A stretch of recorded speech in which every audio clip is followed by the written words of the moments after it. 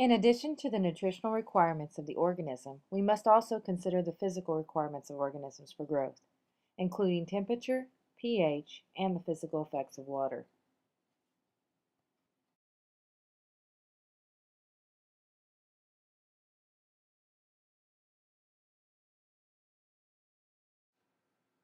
The temperature of the environment in which the organism grows is an important factor to take into consideration because temperature can affect many aspects of the organism's metabolism.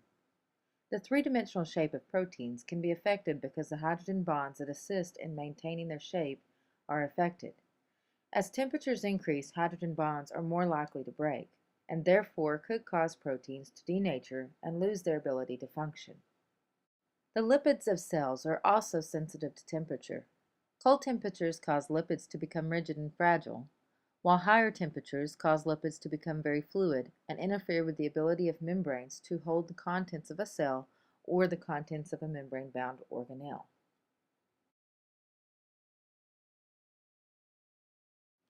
Each organism has a range of temperatures at which they can live. The temperature referred to as the optimum growth temperature is the temperature at which the highest growth rate is observed as a result of the organism's metabolic activities. Examining the graph, we can see that organisms also have a minimum growth temperature and a maximum growth temperature. We can see by looking at the graph that cells reach their maximum temperature much more quickly than they do their minimum temperature as we move away from the organism's optimum temperature. The maximum growth temperature is the highest temperature at which a cell can continue to carry out metabolism. When temperatures increase beyond the maximum growth temperature, the cell's proteins denature. Because metabolism is dependent on enzymes, which are protein in nature, the metabolism of the organism comes to a halt and the organism dies. As we move to the left away from the optimum growth temperature on the graph, we see that it takes longer to reach what is known as the minimum growth temperature. The minimum growth temperature is the lowest temperature at which cells are able to conduct metabolism. Low temperatures slow the growth of microorganisms because it causes a reduction in the rate of chemical reactions and a reduction in the rate at which substances are transported across the cell membrane due to the reduced fluidity of the cell membrane. There are many microorganisms that can survive but do not thrive at temperatures below their minimum growth rate. This is because transport across their cell membranes is too low to support metabolism. Based on their preferred temperature ranges, microorganisms are classified into overlapping groups. Those groups are known as the psychrophiles, mesophiles, thermophiles, and hyperthermophiles. Psychrophiles are microorganisms that are adapted to cold environments. They grow best at temperatures below 20 degrees Celsius. Such organisms are found living in the Arctic and Antarctic regions in snowfields, ice, and cold water. These organisms cannot exist above 20 degrees Celsius because temperatures above 20 degrees Celsius cause the proteins to denature. Therefore, it is mandatory that researchers work with these organisms in an environment that is hospitable for their growth. That may mean working in cold rooms with equipment that has been maintained at cold temperatures. These organisms do not cause human disease because they cannot survive at human body temperature of 37 degrees Celsius. Most bacteria are classified as mesophiles with optimal growth temperatures between 20 degrees Celsius and 40 degrees Celsius. There are some species of mesophiles that can tolerate temperatures outside of the mesophilic range. Those capable of tolerating temperatures below 20 degrees Celsius are known as facultative psychrophiles. Facultative psychrophiles have optimum growth temperatures above 20 degrees Celsius but can still continue to have minimal growth at temperatures below 20 degrees Celsius. There are also mesophiles that can tolerate temperatures above 40 degrees Celsius. Such organisms are known to be thermoduric. Thermoduric organisms can cause food spoilage if heating during pasteurization or canning is inadequate. Pathogens are mesophiles because their optimum growth temperature is 37 degrees Celsius. Thermophiles grow at temperatures above 45 degrees Celsius. and are commonly found in compost piles and hot springs. The hyperthermophiles are organisms that grow optimally at temperatures above 80 degrees Celsius. Thermophiles and hyperthermophiles must make modifications to their organic molecules to live in such extreme conditions.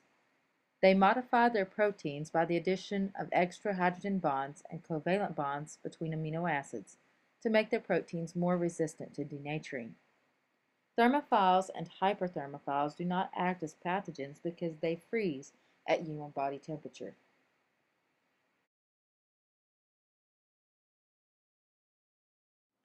Microorganisms can be found growing in a wide range of pH. Just as with temperature, each organism has an optimum pH and is able to grow only within a narrow range on either side of its optimum. Organisms are sensitive to changes in pH because it can alter the structure of their proteins and nucleic acids by interfering with the hydrogen bonds that maintain the three-dimensional shape of those molecules. Most microorganisms and pathogens grow best in a neutral or slightly alkaline pH. Organisms that grow best at a narrow range around neutral are known as neutrophiles. Acidophiles grow best at a pH below 5.5, and alkalinophiles grow best at a pH above 8.5. We will assess the effects of pH again in Unit 4 as a means of microbial control.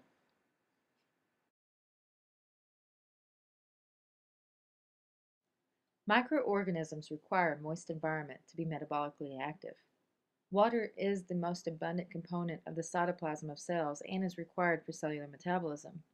Water acts as a solvent for the chemical reactions of the cell and participates in many of the reactions.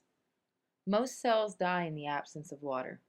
Others make chemical modifications to their cell walls that allow them to retain water within their cells, allowing them to survive in dry conditions for months. An example of such an organism are the mycobacteria. Mycobacteria incorporate mycolic acids in their cell walls, allowing them to be resistant to dehydration. Other organisms, such as your endospore-forming bacteria and protozoans that form cysts, are able to withstand dry conditions due to the fact that they cease most of their metabolic activity. The bacterial cell membrane is a semi-permeable membrane, meaning that it allows water to pass freely in and out of the cell, but does not permit dissolved substances to freely pass. This allows the cell to be responsive to changes in its fluid environment. Under normal conditions, there is a higher concentration of dissolved substances inside the cell in comparison to its external environment. If a bacterial cell is placed in solutions having varying concentrations of dissolved substances, changes take place. Remember from our discussion on osmosis in Unit 1 that water will always diffuse from areas of low solute concentration, where water molecules are more abundant, to areas of high solute concentration where water is less available. When a cell is placed in a hypotonic solution, water begins to move into the cell where the solute concentration is higher. Cells lacking cell walls or some protective mechanism will swell, and eventually the cell membrane ruptures.